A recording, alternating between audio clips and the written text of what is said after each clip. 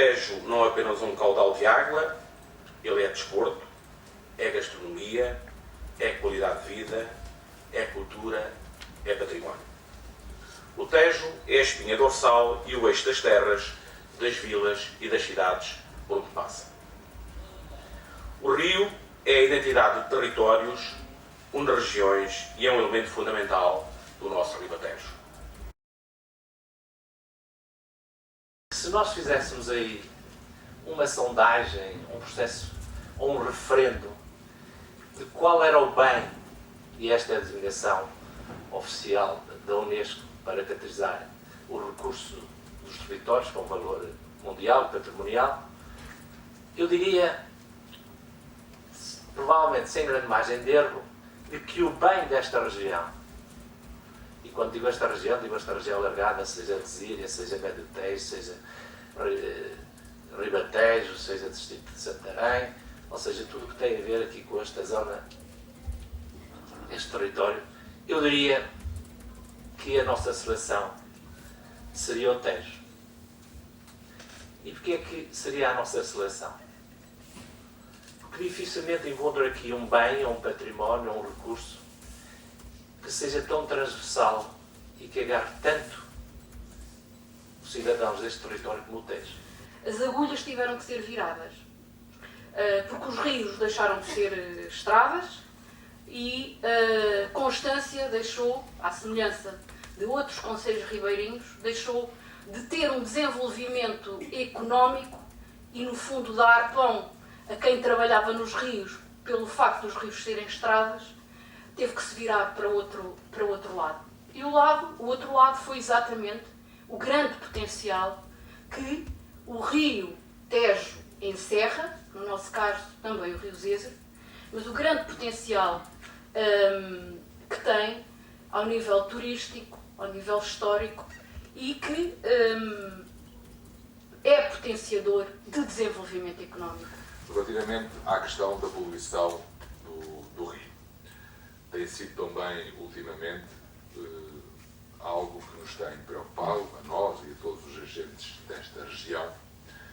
e tem causado vários constrangimentos negativos para todos nós. Todos os investimentos, ou muitos dos investimentos que têm sido feitos por estes municípios, pelos agentes económicos relacionados, que estão na nossa região e que de alguma forma estão relacionados com tudo aquilo que tem a ver com o Rio Tejo, sofrem hoje, de facto, esta publicidade negativa que o Rio tem trazido. No fundo, a nossa região afirmou-se na história de Portugal pela transição do Rio Tejo, que foi ultrapassada com a chegada em 1860 e anos seguintes com a chegada dos caminhos de ferro. É aqui também que são implementadas as primeiras unidades militares, devido também à excelência das condições do Rio Tejo e do Zézer, com muita água, e também, nomeadamente, a ausência de pântanos e condições ideais para que os militares, que ainda hoje aqui permanecem, vivam e sintam o nosso território e, no fundo, também nos ajudem a desenvolver esta terra que tanto amamos. Neste momento, estas centrais são comandadas a partir da Régua, de um centro de telecomando que foi pioneiro na altura e que foi um exemplo para a indústria e uma referência para esta indústria, ainda é, ou localmente em cada uma das nossas fábricas. E em todas as centrais, o princípio geral é aproveitar a energia potencial da água. O que nós fazemos no nosso processo industrial é isso, é aproveitar a energia que a água tem dada pelos desníveis, seja se tivermos um grande reservatório, como temos Castelo de Bode, seja um fio de água em que o desnível é pequeno, não temos capacidade de armazenar, mas o que se aproveita é sempre um desnível para transformar a energia potencial da água em energia mecânica, em energia elétrica e injetá-la na rede. No caso daquelas centrais que vos falei, que conseguem armazenar água, ou seja, voltam a transformar a energia elétrica em energia potencial da água, e com isso guardá-la para melhores dias ou melhores horas, seja para satisfazer as necessidades de mercado ou de resposta às variações da rede, fazem exatamente o contrário. Recebem energia da rede, alternam o sentido de rotação das máquinas e empurram a máquina para a montanha. Portanto, qualquer sistema de proteção civil tem uma missão muito concreta, que é a de atuar perante acidentes graves ou catástrofes, tendo em vista, sobretudo, a salvaguarda de vidas e de bens. Portanto, basicamente, os objetivos fundamentais da proteção civil podem se resumir nestes 4 passos. Portanto, prevenir riscos, atenuar os efeitos, socorrer pessoas e bens e apoiar as populações naquilo que são a reposição das condições normais de vida. Eu creio que a cultura é algo que é transversal ao triângulo da sustentabilidade. E quando eu falo em cultura, eu falo em as pessoas que estão presentes, os agentes que estão presentes hoje nesta sala e aquilo que ouviram em relação à EDP.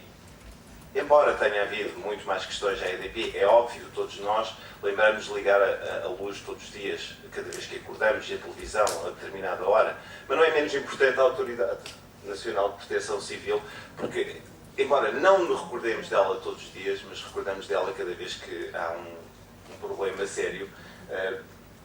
e que eles estão aqui presentes para nos auxiliar nesses momentos. Como tal, eu deixo estas palavras para pensar em relação à governança e em relação ao papel de cada um de nós naquilo que é a proteção do Tejo e aquilo que aprendemos hoje em relação às 2 entidades que estiveram aqui presentes. Da parte da tarde nós vamos ter aqui em debate aquele que é sem dúvida um dos problemas que tem sido mais colocado na preocupação da opinião pública, quer nacional, quer dos nossos vizinhos espanhóis, a questão do regime de caudais. O tema que aqui é proposto é a monitorização internacional, a qualidade das massas de água transfronteiriças e a problemática dos caudais ecológicos. Desta modelação integrada,